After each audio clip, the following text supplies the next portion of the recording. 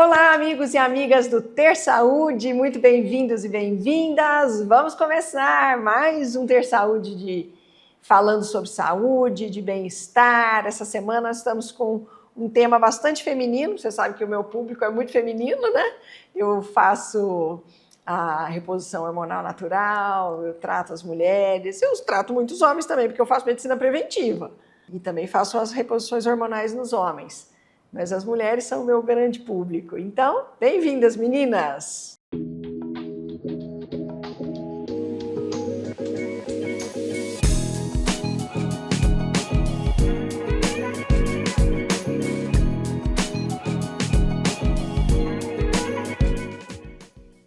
Sabe que tema que me pediram para falar hoje?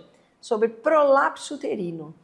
Isso é uma coisa muito, muito comum. Prolapso uterino, esse nome prolapso, né, significa queda. Então, é quando o útero desce, né? O útero fica na cavidade abdominal e ele desce pela vagina. O útero é como se fosse uma pera. E aí ele desce pela vagina porque o assoalho pélvico está flácido, né? Aquela musculatura que sustenta. Isso aqui é um prolapso uterino. Bastante comum, principalmente nas mulheres da menopausa. Então, fica aqui para você assistir essa aula que vai ser bem legal. Mas antes, eu vou te sugerir que você se inscreva no canal, se você não for inscrito ainda. Deixa seu joinha, aperta o sininho, todas aquelas coisas que a gente pede para fazer, porque isso apoia o canal, isso faz com que mais pessoas conheçam. Isso é bacana para a gente saber que a gente está no caminho certo. Então vamos lá. Prolapso uterino, como eu falei, é a descida do útero pelo canal vaginal. E muito porque a musculatura e os ligamentos da pelve, do períneo, eles estão flácidos, então eles não sustentam o útero, ele escorrega, né? Tem aqui uma imagem para vocês, vou deixar uma imagem para vocês aqui. Bom, por que isso acontece, doutora Marta? Quais são as causas do prolapso uterino? Primeiro, é o enfraquecimento da musculatura pélvica, principalmente pela idade, né? E pela falta de hormônios. Mas também pode acontecer por alguns outros motivos. Por exemplo, pós-parto, mulheres que tiveram muitos partos, muitos filhos, 6, 7, 8 filhos, porque no parto vaginal existe um laceamento daquela região, força, rompe fibra muscular, e aí isso pode não voltar para o lugar 100%. Ou mulheres que não tiveram tantos filhos, mas tiveram um parto mais complicado, o bebê era muito grande, teve que colocar fórceps, alguma coisa nesse sentido, né? Então, parto natural, mas que foi traumático ali para a região. Teve que fazer uma episiotomia maior, que é aquele corte para o neném passar, enfim. Isso pode acontecer em mulheres mais jovens e que tiveram poucos filhos. O mais comum são mulheres mais velhas, que já estão na menopausa, que já não tem tanto hormônio ali para dar o trofismo vaginal, que já tem uma flacidez de uma maneira geral, perdeu músculo, e inclusive a pelvis e o períneo também. E o que sustenta o útero lá dentro é essa estrutura, esse arcabouço de ligamento e de músculo. Se isso fica frágil, fraco, flácido, abre e o útero desce, né?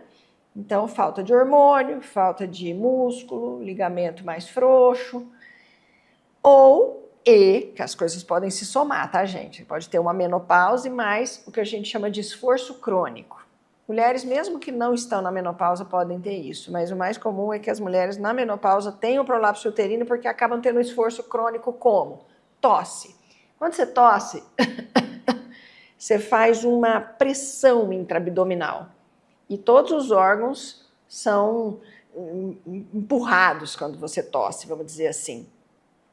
E então, gente que tem tosse crônica, que tem asma, ou tabagista, pode ter esse empurramento do útero. Vai empurrando, uma hora o útero desce. Constipação crônica, gente que faz muito esforço para defecar, também pode acontecer.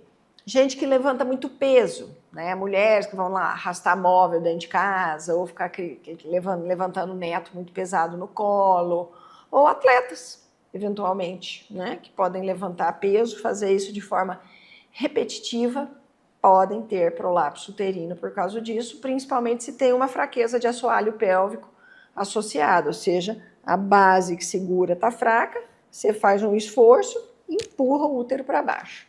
E o que faz isso também de uma maneira muito exuberante é a obesidade.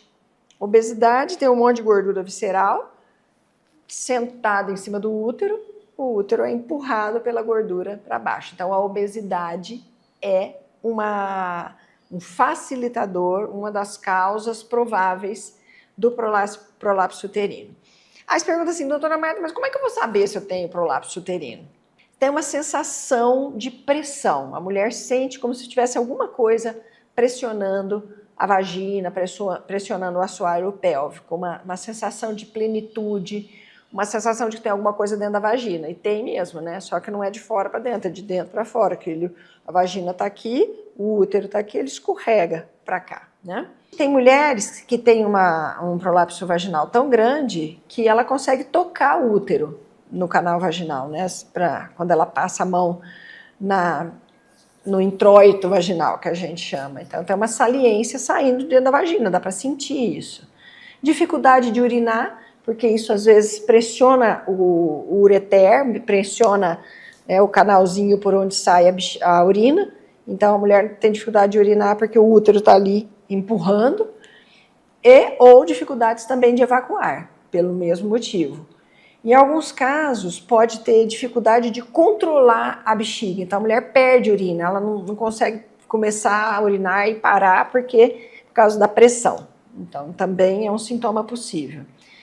Desconforto, dores pélvicas, que pode piorar com sintoma, por exemplo, de ficar em pé por longos períodos ou de caminhar bastante, tá?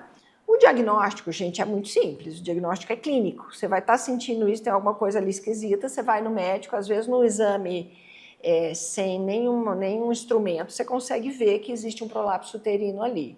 Às vezes, precisa colocar o espéculo, sabe quando faz o Papa Nicolau, que coloca aquele espéculo que abre? Esse nos casos que os prolapsos não são completos, vamos dizer assim, você pode fazer isso, no Papa Nicolau vai ver lá que o útero está descido. Eventualmente, pode-se fazer um ultrassom, uma ressonância magnética, se tiver alguma dúvida muito, né, assim, se tiver muita dúvida, mas geralmente o diagnóstico realmente é bem clínico, né? Algumas vezes, se precisar, ultrassom e ressonância. E o tratamento, doutora Marta? Bom, se a descida não é completa, se tá só um pouquinho, ainda é uma coisa reversível, pode fazer uma fisioterapia pélvica. Isso funciona muito bem, gente. Como é que a fisioterapia pélvica funciona? Ela fortalece os músculos, os ligamentos, ou seja, o arcabouço que sustenta a bexiga ali dentro. A bexiga não, desculpa, o útero ali dentro, porque pode ter prolapso de bexiga também, tá? O útero lá dentro. Então, exercícios que fortalecem o assoalho pélvico são fundamentais. Quem que eu procuro, doutora Marta? Uma fisioterapeuta pélvica, uma fisioterapeuta especializada em fisioterapia pélvica, ou que saiba fazer fisioterapia pélvica. Funciona muito bem, tá? Existem, e a própria fisioterapeuta pode te indicar, ou a ginecologista, um dispositivo chamado pessário. O pessário é um dispositivo como um diafragma, que você coloca intravaginal e ele apoia assim do lado. Eu vou deixar uma figurinha aqui para vocês verem. Ele apoia na parede da vagina e segura o útero lá em cima. Isso aqui estão vou deixar para vocês algumas imagens de tipos de pessários que podem ser prescritos. E aí a mulher pode usar o pessário enquanto ela faz uma fisioterapia pélvica. O que o pessário faz?